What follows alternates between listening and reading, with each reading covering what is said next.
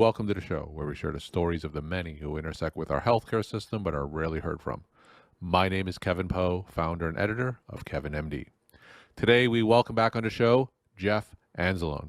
He is a periodontist and he wrote the Kevin MD article, How Not to Be a Broke Doctor. Jeff, good to see you again. You too, sir. Thanks for having me back. So we'll get into your article in a little bit, but for those who did get a chance to listen to our first episode, I would say it's over a year and a little bit ago. Just briefly share your story and journey to where you are today. Yeah, absolutely. I had an issue a couple of weeks before I graduated. I finished my residency program. Job offer got taken off the table and left us with 2-month-old, a house we were paying interest only on, and $300,000 of student loan debt. So that really put us behind the 8 ball, not only financially, but business-wise, having to struggle, start my own practice, figure out how to do it. Because as you know, in dental school or medical school, they don't teach you any of that. Got a lot of OJT, on the job training from people that helped out. And did the Dave Ramsey 7 baby steps, got out of debt, did all that good stuff. And then got to the point where I had a little ski accident where I injured my wrist. And it made me realize, and that's kind of what we'll talk about in the article today a little bit, made me realize that if Jeff isn't making money, what do you do? And it's a pretty risky way to live, which led me to start searching out how to find other streams of income, preferably passive income. Now, you have a website that talks a lot about your journey, and you talk a lot about personal finance, real estate investing, and creating these passive streams. So what's the response generally from your periodontist community and the dental community? Do they ask, why are you doing this? Why don't you just focus on your periodontic practice? So in general, what's the response from the medical profession when you talk about, these side things? It's actually kind of the opposite. It's man, we've never heard of this before. We're dealing with burnout issues, whether you're, a physician, dentist, attorney, engineers. I won't forget a couple months ago, I called with a 40-some-odd-year-old cardiologist, female, out in California, and she had gotten on my site or YouTube channel or something and was reading about some of these passive real estate deals that I do. And she said, when I read through, immediately thought, you mean I don't have to practice until I'm 75? There's an option. So, hearing that kind of stuff really, keeps me going and keeps me motivated to continue to write and do the videos. So I'm excited about that. So in terms of which demographic your message resonates to, are they primarily people later on in medical practice or dental practice? Are they people in dental school or early on? Just in general, who generally responds to some of the information that you give out on your various channels? I would say for the most part, it's people that have been in practice for a little bit. The ones that are right out of practice, they're fewer than them, but they're really the go-getters. And I always say, man, I wish I'd have learned about this when I wouldn't even think about anything like this. It was just, get out of training and start paying off some debt. But, I would say for every 10 people that come, that I speak with or come on the site, I'd say maybe one, it's kind of a younger person, maybe still in the residency or right out of school. So I would say the most part, it's people that have been working for a while, kind of getting tired of it, kind of looking for other things to do. Had a big response when when the government was sending out stimulus money, and so people had all this excess money sitting around, and I was getting a good bit of the question, hey, I've got all this cash, what do I do with it? Sort of thing. I'm not getting that as much now, but that's what I was getting last year. All right, let's talk about your recent Kevin MD article. It's titled How Not to Be a Broke Doctor. Now, for those of you who get a chance to read your article, just walk my audience through it and share the story of why you decided to write it. I think it resonated with a lot of the conversations that I'd been having at that time that I thought about writing it. And when we get out of school, it's all about how much money we can make, go get a job somewhere, go work at a hospital, go work at a clinic, who's going to pay me the most? And we're always focused on making more. We're focused on, when you come out of school, as you know, all your buddies have been working for 10 years, but you're the doctor. So you're supposed to be at the country club. You're supposed to drive the nice car, have the nice house, yet you're broke, you're typically in debt. They have all that stuff, they make less than us, yet they look better than us. So it's kind of all those things that come together. And so I kind of went through, and that was kind of the reasoning for writing the article. And then I went through a few ways to help people that are maybe in that situation. The most important thing, Kevin, I believe, is it's not how much you make, Mm-hmm. it's how you make it. Mm-hmm. And we never, so that's the first thing. It starts with the change in your mindset. It's how are you making this money? Do you have to go treat patients? Do you have to work extra hours, extra shifts, take more call, whatever, to make more money? If that's the case, then all you're doing is you're just an employee. You're just Mm-hmm. nothing more than trading your time for your dollars. And if you're okay with that, that's fine. But what if something happens? I mean, look at the pandemic. It shut a lot of us down. We were shut down for 2 months. Even some of the ER doctors that you would think would never get shut down on something like that. Their hours were cut back. So it's a real risky way to live. So starting with number one, thinking about how you think about money and how you're making it. I think that's the first thing. The other thing has to do with, thinking that, okay, I've got X amount of dollars in my account, $5,000, well, then I can go spend that. Mm-hmm. And the thinking goes even more that if I make $300,000 a year, then I can spend $300,000 a year. Well, think about it. If you go through your whole career like that, you're not going to have any money saved up or invested or anything. So you're going to go through your whole life, what most do, purchasing liabilities. And then you get to the point where I get phone calls, people are in their mid to late 60s, Jeff, I've got all my kids out of college, they're married. I want to retire, but I'm broke. So I don't want people to end up like that. So teaching along the way, focus on buying assets first that produce cash flow, and then get to the point where you have enough cash flow, let your assets buy your liabilities. But people do it in reverse. Mm-hmm. They buy the cars, the boats, the vacation homes with their earned income, which is the highest tax first. And then they buy all the liabilities. And then if they have anything left over, which most don't have a whole lot left over, then they'll think about assets. Mm-hmm. So again, it's just a different way of thinking. And then, you've heard this, and so many other people have heard about this, is, we're constantly comparing ourselves with others, especially with social media, Instagram, and, and society always tells us you've got to have the next greatest iPhone. Mm-hmm. Yours is obsolete. You've only had it for 2 years, but yours is, you make too much money. So we're constantly told that from these companies that marketed to that. And you got to get out of that thinking, the comparison thinking, because there's always going to be somebody bigger than you, faster than you, better looking than you, make more money. And I tell my kids this all the time. So just do the best you can do and just focus on what you know. And then the last part is, again, understand how the money game works. Robert Kiyosaki with the Rich Dad, Poor Dad, he was always big on really knowing the difference when you get out, and I didn't, about what's an asset, what's a liability. He's really big on telling people that your home, which we're taught, that's, our best investment we'll ever make is our home. He says it's the biggest liability we'll make. Mm. And his definition is, as an asset puts money in your pocket, a liability takes money out of your pocket.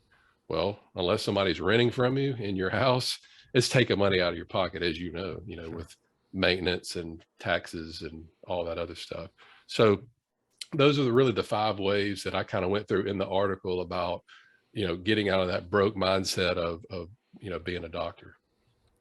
So let's say I'm a healthcare professional, hundreds of thousands of dollars in debt, and already have that proverbial doctor car, doctor house, and I'm listening to you for the first time. So give us some of your highest yield next steps in terms of how we can change that mindset, and what immediately can you do next? Well, what I usually tell people, they're not going to like and they're not going to do, but you just got to get to the point where, if you're at a point in your life where like you said, the doctor house and the cars and all that, you have so much debt payments that it's going to take you forever to pay that off, and you can't invest anything, then you got to start selling some stuff. But again, most people aren't going to go backwards because, quote, society thinks you're a failure or a loser or whatever. But again, Is it about what people think about you or what you want to do? So it just depends on your situation. But if you, like I said, if you can't move forward with what you're doing now, start selling stuff and getting to the point again where that's why I said if you could get people right out of training and just say, hey, if you'll just live like you're living for a few more years, man, you'll be set. But it's just so hard to do with society today, as you know. How difficult is it to break that mindset? You told that story earlier. You're talking to a healthcare professional and you're talking about some of your real estate ventures giving that passive income. And it was like a light bulb moment went off in her head. How difficult is it for healthcare professionals to break out of that mindset of continuously seeing patients and doing procedures and perhaps even cutting back and relying more on some of these passive income streams that you talk about? How difficult is that? That's a good question. And I think it's different for everybody, but I think something, for her, it was a specific issue. So I think something typically it has you have to get to a tipping point, Mm-hmm. whether that be in burnout or like for me, having an injury, that Mm-hmm. was the wake up call. Probably if I wouldn't have gotten injured, I would just kept on, focused on practicing and never even looked at other streams of income. As you know, and most people can probably relate to this. Think about the person that's 350 pounds. They eat at McDonald's 3 times a day. They smoke 2 packs of cigarettes. When are they ever going to when are they ever going to think about changing their lifestyle? When they get the chest pain, right? The heart attack. So I think unfortunately for many of us, it's got to be something that provides us some sort of why, quote, why moment, the Simon Sinek, start with why to make us move forward. And in terms of passive streams of income, that's certainly almost like a unicorn. I talked to a lot of doctors and, they all want passive streams of income. So are we talking about primarily real estate and, what other options are there? For me, I can only speak from my personal experience. It has been real estate, Mm-hmm. and I always tell people the most important thing is it's not the deal, it's not the returns, it's who to work with. Mm-hmm. It's finding those people, and there's a lot of people out there, so just be careful, do your due diligence, speak with other people. You can find a lot of stuff online. You can ask people. The ones that I do are the real estate syndications. So Mm-hmm. these syndicator groups, you can ask them to give you names of their investors. And then when you talk with them, ask those investors, who else have you invested with? And you can start making a list. And then I go to these meetings, and after a while, it's pretty easy to know who to avoid and who to invest with. So it's not too bad. The only other thing that I've dabbled just a little bit in is a cryptocurrency, as Mm-hmm. far as a little bit of passive income. As you may or may not know, some of these different websites will pay you Mm-hmm. interest. And the one that I'm on, two of the ones that I'm on now, they pay you interest every week just to hold your cryptocurrency on there. So again, that's another form personally that I've been involved with passive income. And in general, how much time would you spend a week managing your cryptocurrency portfolio or your real estate investments in order for it to be a viable source of passive income? That's the beauty about it with the real estate. It's almost kind of like the set it and forget it. So you do Mm-hmm. all the work up front to find the people to work with, and then they only maybe have just a handful of deals available a year, maybe like 2 or 3, some of them more than that, but average 2 or 3, and then you kind of pick out the one that works best for you. And then once you put your money in, it's kind of like a mutual fund. Mm-hmm. You don't have to worry about it anymore. And typically it'll be there for 5 or 6 years, paying you on a quarterly basis. And then whenever the property or the apartment sells in that whole period, let's say it's 5 years, then you will get the profit from that plus all of your distributions or passive income. So you start doing enough of them that you start staggering them, you almost get like a constant stream of other income coming in, and a lot of tax advantages too. And you said that you had to do some work up front when it comes to learning about these syndications. Just give us a sense. How many hours or how long did it take you? Well, from somebody that doesn't know anything, I would be spending several hours a week, learning about it, and everything's free online Mm-hmm. pretty much. I've got over 300 articles. I've got 70 YouTube videos.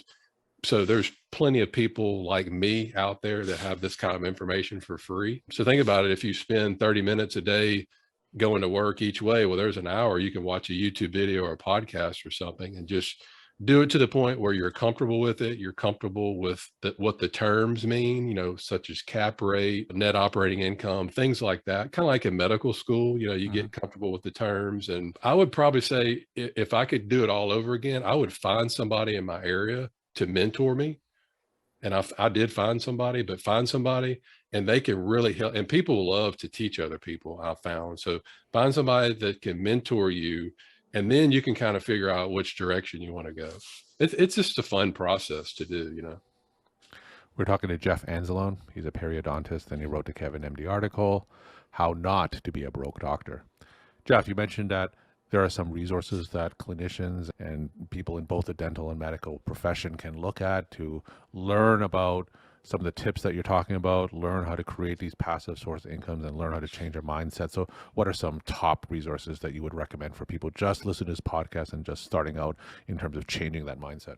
And I'm sure you'll have a link to my website. So I've written a lot of articles, but then I recommend other resources on my website, such as like Bigger Pockets. That's probably the biggest real estate website there is Hmm. for all different types of people. You can actually go to YouTube and just search for passive real estate investing, things like that. And then you can kind of see who the big name players are. Occasionally I'll do book reviews, and that's how I get a lot of my resources from books. And then when the authors of the book reference another book or author, that's when I'll go and I'll purchase that book. So I kind of just stay in my lane, and whoever people are recommending that that I agree with, if I'm reading a book, then I'll do that other book as well. So again, 99.9% of this stuff is free. It's online.